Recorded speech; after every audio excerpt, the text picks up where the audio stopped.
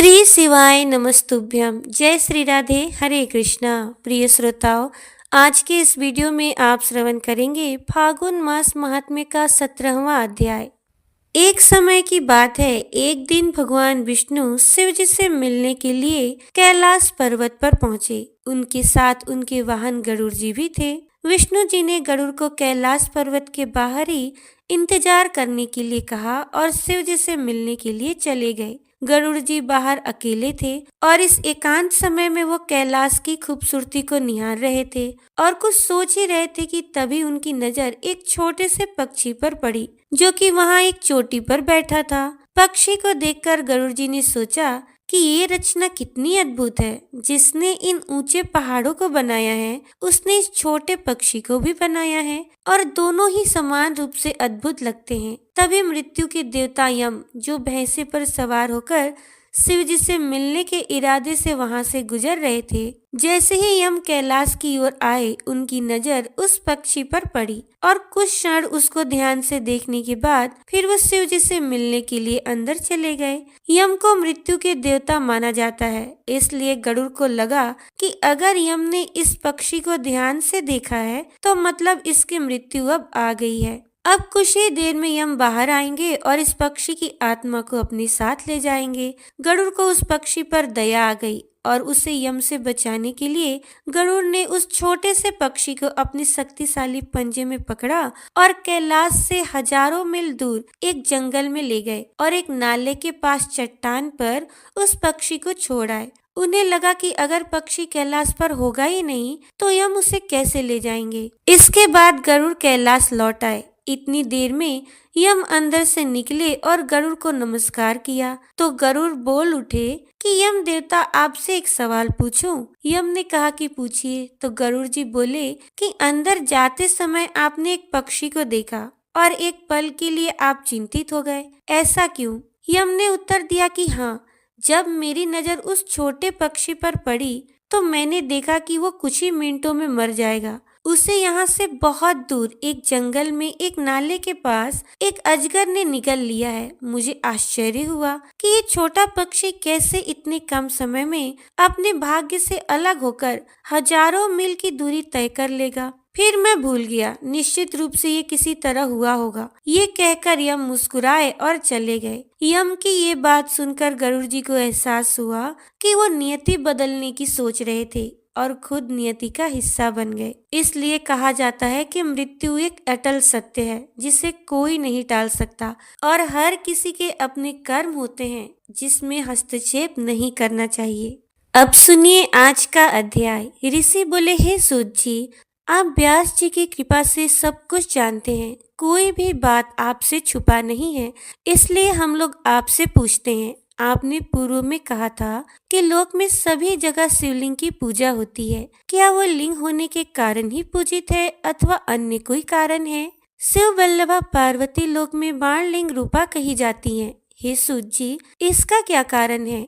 इस विषय में आपने जैसा सुना है वैसा कहिए। सूत जी बोले, हे ब्राह्मणों, मैंने व्यास जी से जो कल्प भेद की कथा सुनी है उसी का आज वर्णन कर रहा हूँ, आप लोग ध्यान से सुनिए। पूर्व काल में दारुवन में ब्राह्मणों के साथ जो घटना घटी उसी को आप लोग सुने। जैसा मैंने सुना है वैसा ही कहता हूँ। हे ब्राह्मणों, जो दारू नामक श्रेष्ठ वन है वहाँ नित्य शिव जी के ध्यान में तत्पर शिव भक्त ब्राह्मण रहा करते थे।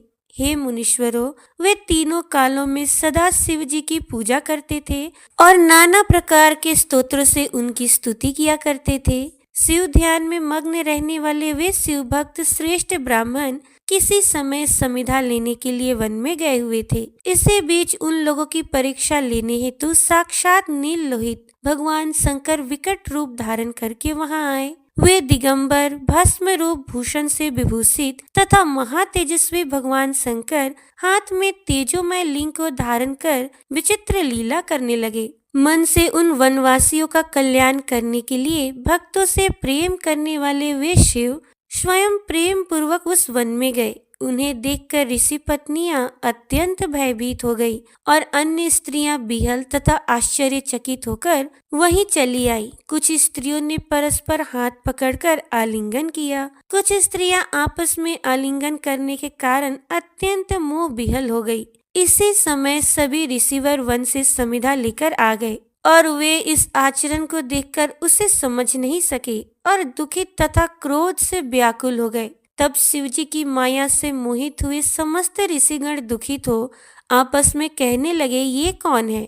जब उन दिगंबर अवधूत ने कुछ भी नहीं कहा, तब उन महर्षियों ने भयंकर पुरुष का रूप धारण किए हुए उन शिवजी से कहा, हे अवधूत, तुम वेद मार्ग का लोप करने वाला ये विरुद्ध आचरण कर रहे हो, अतः तुम्हारा यह विग्रह रूप लिंग शीघ्र ही पृथ्वी पर गिर जाए। सूत जी बोले, हे महर्षियों, उनके ऐसा कहने पर अद्भुत रूप वाले उन अवधूत वेशधारी शिव का वो चिन्मय लिंग शीघ्र ही पृथ्वी पर गिर पड़ा।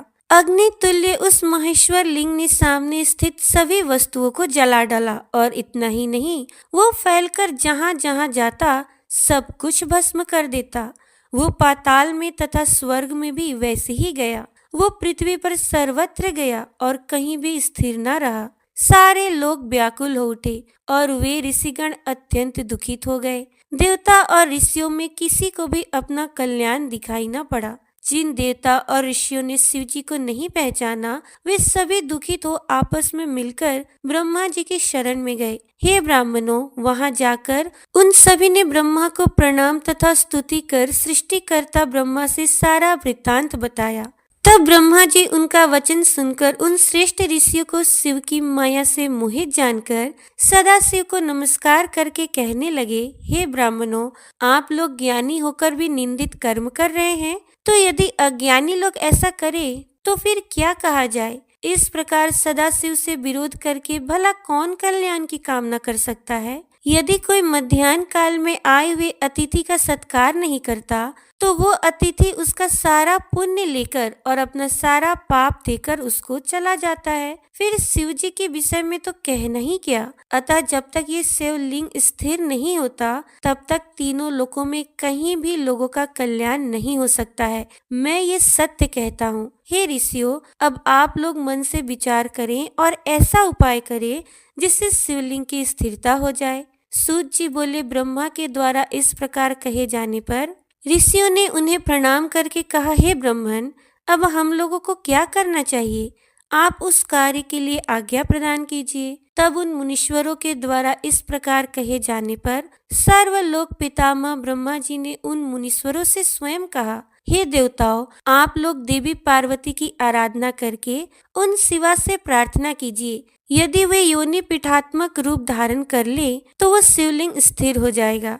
हे ऋषियों, अब मैं उस उपाय को आप लोगों से बताता हूँ। आप लोग सुनिए और प्रेम पूर्वक उस विधि का संपादन कीजिए। वे अवश्य प्रसन्न होंगी। अष्टदल वाला कमल बना करके उस पर एक कलश स्थापित कर उसमें दुर्वा तथा यवांकुरों से युक्त तीर्थ का जल भर देना चाहिए। फिर वेद मंत्रों के द्वारा उस कुंभ को आमंत्रित करना चाहिए। इसके बाद हे महर्षियों, वेदोक्त रीति से उसका पूजन करके शिव का स्मरण करते हुए सतरुद्रीय मंत्रों से कलश के जल से उस शिवलिंग का अभिषेक करना चाहिए। फिर उन्हीं मंत्रों से लिंग का प्रोक्षण करना चाहिए। तब शिवलिंग प्रशांत हो जाएगा। इसके बाद योनि रूपा गिरिजा तथा उत्तम बाण लिंग को स्थापित कर उस प्रतिष्ठित शिवलिंग को पुनः अभिमंत्रित करना चाहिए। उसके अनंतर सुगंध द्रव्य, चंदन, पुष्प, धूप एवं नैवेद्य आदि से पूजा कर प्रणाम, स्तुति तथा मंगलकारी गीत वाद के द्वारा परमेश्वर को प्रसन्न करना चाहिए। तत्पश्चात स्वस्ति वाचन करके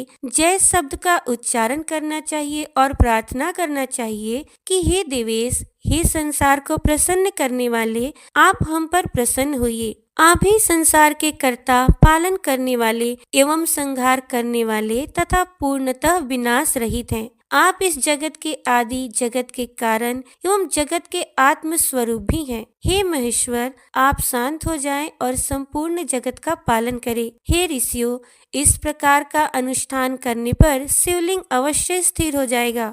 फिर इस त्रिलोक में किसी भी प्रकार का उपद्रव नहीं होगा और सदा सुख रहेगा। सूत जी बोले, ब्रह्मा के ये कहने पर वे ब्राह्मण तथा देवता पितामह ब्रह्मा जी को प्रणाम कर सभी लोगों को सुखी बनाने की इच्छा से उन शिव जी की शरण में गए। उन लोगों ने परम भक्ति से सदा शिव की पूजा एवं प्रार्थना की। तब प्रसन्न होकर महेश्वर ने उनसे कहा, हे देवताओं, हे ऋषियों, आप लोग आदर पूर्वक मेरी बात सुनिए। यदि ये शिवलिंग योगी पीठात्मिका समस्त ब्रह्मांड का प्रसव करने वाली भगवती महाशक्ति के द्वारा धारण किया जाए, तभी आप लोगों को सुख प्राप्त होगा। पार्वती के अतिरिक्त अन्य कोई भी मेरे इस स्वरूप को धारण करने में समर्थ नहीं है। उन महाशक्ति के द्वारा धारण किए जाने पर शीघ्र ही ये मेरा निष्कल स्वरूप प्रशांत हो जाएगा। सूत जी बोले, हे मुनीश्वरों, तब ये सुनकर प्रसन्न हुए देवताओं एवं ऋषियों ने ब्रह्मा को साथ लेकर पार्वती जी की प्रार्थना की और पार्वती तथा शिव को प्रसन्न करके पूर्वोक्त विधि संपादित कर उत्तम लिंग स्थापित किया। इस प्रकार मंत्रोक्त विधान के अनुसार उन देवताओं एवं ऋषियों ने धर्म की रक्षा के लिए शिव तथा पार्वती को प्रसन्न किया। तत्पश्चात सभी देवता, ऋषिगण, ब्रह्मा, विष्णु तथा चराचर त्रिलोकी ने शिव जी की विशेष रूप से पूजा की। तब शिव जी प्रसन्न हो गए और जगदम्बा पार्वती भी प्रसन्न हो गई। इसके बाद उन पार्वती ने उस शिवलिंग को पीठ रूप से धारण कर लिया। हे द्विजो, तब शिवलिंग के स्थापित हो जाने पर लोकों का कल्याण हुआ और वह शिवलिंग तीनों लोकों में प्रसिद्ध हो गया। पार्वती जी तथा शिव का वह विग्रह हाटकेश्वर नाम से प्रसिद्ध हुआ। उसके पूजन से सभी लोगों को सब प्रकार का सुख प्राप्त होता है। इस लोक में अनेक प्रकार का सुख देने वाली संपूर्ण समृद्धि अधिकाधिक प्राप्त होती है और परलोक में उत्तम मुक्ति प्राप्त होती है। इसमें कोई विचार नहीं करना चाहिए। प्रेम से बोलिए उमापति महादेव की जय, हाटकेश्वर महादेव की जय। तो प्रिय श्रोताओं, आज का अध्याय यहीं पर समाप्त हुआ। अब सुनिए श्री कृष्ण चालीसा का पाठ। बंसी शोभित कर मधुर, नील जलद तन श्याम, अरुण अधर जनु बिंब फल, नयन कमल अभिराम। पूर्ण इंद्र अरविंद मुख, पीतांबर शुभ साज, जय मनमोहन मदन छवि, कृष्ण चंद्र महाराज। जय यदुनंदन जय जगवंदन, जय वसुदेव देव की नंदन, जय यशोदा सुत नंद दुलारे, जय प्रभु भक्तन के दृगतारे। जय नट नागर नाग नथैया, कृष्ण कन्हैया धेनु चरैया। पुनि नख पर प्रभु गिरिवर धारो, आओ दिनन के कष्ट निवारो। वंशी मधुर अधर धरि टेरो, होवे पूर्ण मनोरथ मेरो। आओ हरि पुनि माखन चाखो, आज लाज भक्तन की राखो। गोल कपोल चिबुक अरुणारे, मृदु मुस्कान मोहिनी डारे। रंजित राजीव नयन विशाला, मोर मुकुट वैजंती माला। कुंडल श्रवण पीत पट आछे, कटिकिंकणी काछन काछे। नील जलज सुंदर तनु सोहे, छवि लखी सुर नर मुनि मन मोहे। मस्तक तिलक अलक घुंघराले, आओ कृष्ण बांसुरी वाले। करि पै पान पूत नहीं तार्यो, अका बका कगा सुर मार्यो। मधुवन जलत अग्नि जब ज्वाला, भय शीतल लखी तही नंद लाला। सुरपति जब ब्रज चढ़यो रिसाई, मूसलधार वारी वरसाई। लगत लगत ब्रज चहन बहायो, गोवर्धन नख धारी बचायो। लखी यशोदा मन भ्रम अधिकाई, मुँह मह 14 भुवन दिखाई। दुष्ट कंस अति उधम मचायो, कोटि कमल जब फूल मंगायो।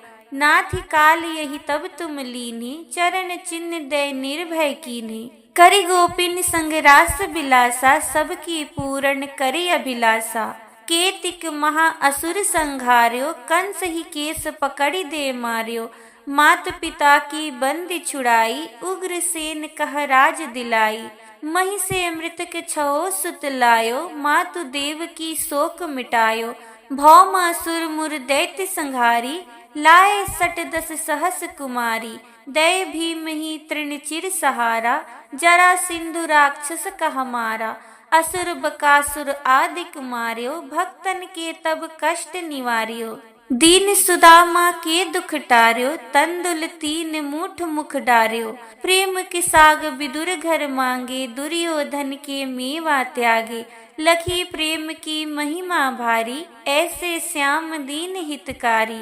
भारत के पारथ रथ हाके, लिए चक्र कर नहीं बलता के। निज गीता के ज्ञान सुनाए, भक्तन हृदय सुधा बरसाए। मीरा थी ऐसी मतवाली, विष पी गई बजा कर ताली। राणा भेजा सांप पिटारी, साली ग्राम बने बनवारी। निज माया तुम विधि दिखायो, उरते संशय सकल मिटायो। तब सत निंदा करि तत्काला, जीवन मुक्त भयो शिशुपाला। जब ही द्रौपदी टेर लगाई, दीनानाथ लाज अब जाई। तुरत ही वसन बने नंदलाला, बढ़े चीर भय अरि मुँह काला। असनाथ के नाथ कन्हैया, डूबत भवर बचावत नैया। सुंदर दास आस उरधारी, दया दृष्टि की जय बनवारी। नाथ सकल मम कुमति निवारो, क्षमहु बेगी अपराध हमारो। खोलो पट अब दर्शन दीजे, बोलो कृष्ण कन्हैया की जय। यह चालीसा कृष्ण का, पाठ करे उरधारी। अष्ट सिद्धि नवनिधि फल, लहे पदार्थ चारी। प्रेम से बोले श्री कृष्ण चंद्र महाराज की जय। अब सुनिए श्री हित 84 का पाठ।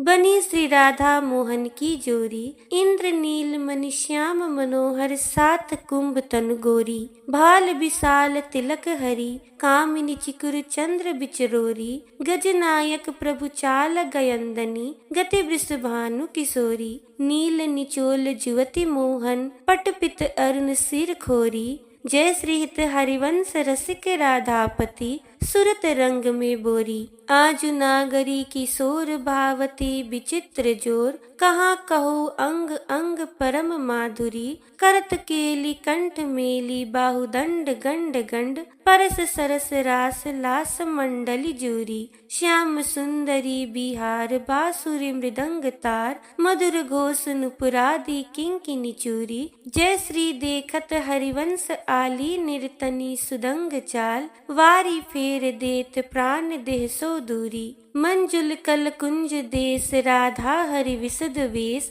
राका नभ कुमुद बंधु, सरद जामिनी। सावल दुती कनक अंग, बिहरत मिली एक संग। निरद मनो नील मध्य लसत दामिनी। अरुण पीत नव दुकुल, अनुपम अनुराग मूल। सौरभ यूत शीत अनील मंद गामिनी। किस लय दल रचित सैन, बोलत पिय चाटू बैन। मान सहित प्रतिपद प्रतिकूल कामिनी। मोहन मन मथत मार, परसत कुच विहार। वे पतयूत नेति नेति बदत भामिनी। नरवाहन प्रभु सुकेली, बहुविध भर भरत झेली। सौरत रस रूप नदी जागत पावनी। चलहि राधिके सुजान, तेरे हित सुख निधान। रास रचयो श्याम तट कलिंद नंदिनी। निरतत युवती समूह, राग रंग अति कुतु। बाजत रस मूल मुरली का आनंदिनी। वंशी वट निकट जहाँ, परम रमणी भूमि तहाँ। सकल सुखद मलय बहे वायु मंदिनी। जाति ईषद विकास, कानन अतिशय सुवास। राका निशि शरद मास, विमल चंदिनी। नरवाहन प्रभु निहारी, लोचन भरी घोष नारी। नरवाहन प्रभु निहारी, लोचन भरी घोष नारी। नकसिक सौंदर्य, काम दुख निकंदिनी। विलसहु भूज ग्रीव मेली, भामिनी सुख सिंधु झेली। नव निकुंज श्याम केली, जगत वंदनी। जय श्री राधे।